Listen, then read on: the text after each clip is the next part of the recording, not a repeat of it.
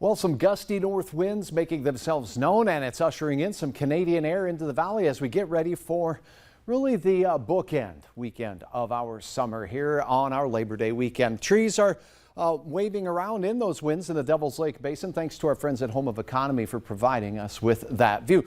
Now, the winds have been gusting over 20 miles per hour for most of our locations. It's a little bit lower into central Minnesota, but that breeze is going to continue. And if you happen to be heading out to watch your favorite hometown football team tonight play some high school football or other outdoor activities, that wind is going to continue to be an impact. Gusting to 24 out at Hector. That's from the north-northwest. 75 out at Hector, 73 at Moorheads Airport, and a look into Grand Forks showing that the wind is gusty there as well, also from a northerly component with a 76-degree temperature.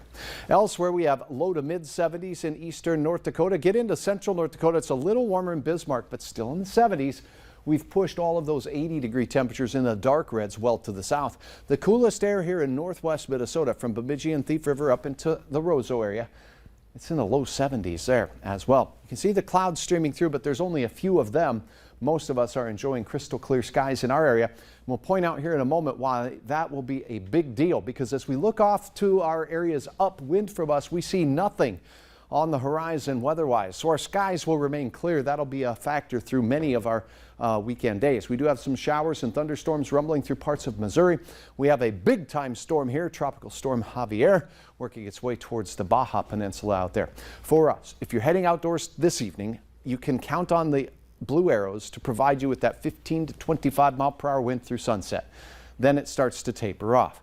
Your temperatures, as we pause this in the 10 o'clock hour to near 11 o'clock, will be near 60 degrees. Overnight, we're going to cool briefly. We could see some lower 40s out there in a few spots, and cannot rule out some patchy areas of fog that you see here, kind of in these gray shades here in the Red River Valley. But by and large, most of us in the 40s to get out the door on our weekend. So that's cool. Give the AC units a break and crack those windows. Midday temperatures rising through the 60s, and in the afternoon, the warmest weather will be in central North Dakota, back into the mid 80s in Minot and in Bismarck. And as we look into the valley, temperatures very similar to what we saw today. Lakes country, a few 60s will be possible there. So the coldest of the air arrives tonight, and it will pass through the area as we go through the day tomorrow. So temperatures will be similar for most of us, and then tomorrow night, things quiet. The one good thing about tomorrow is the wind that we have today will not be as strong, and it will eventually shift around to a southerly direction. Wind will be a factor, but those clear skies will allow us for beautiful viewing of the Aurora Borealis, which looks likely. A strong solar storm a few days ago on the sun sent a burp of solar particles earthbound, and those interact with our magnetic field around the planet, and that can light up the skies in the northern hemisphere here closer to the poles where we live. We have the privilege of seeing them from time to time. There's a chance tonight, but an even better chance Saturday night and Sunday night, as the bulk of that activity will work its way earthward. So get away from the city lights, travel north. Should be for some good viewing. They don't last all night long, so have a little patience and send photos and upload them at valleynewslive.com.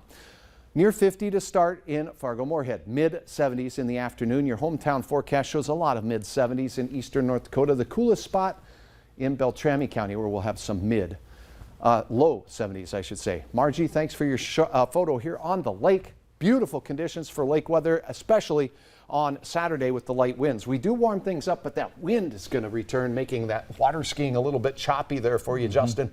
Then the near 90-degree weather returns next week, so maybe if you can take some extended vacation time, that would be even better. Squeeze out even more summer. Right. Thanks, Hutch. Yeah.